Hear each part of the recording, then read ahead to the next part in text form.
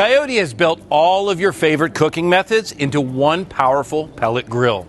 You can smoke at low temperature, grill at 350 degrees, or you can fire pizzas or a porterhouse steak at up to 700 degrees. The point is, whatever you can imagine in the outdoors, the new pellet grill, it can get it done, and it's got the controls to allow you to do it. The smoke mode is where most of your baking and roasting will be done.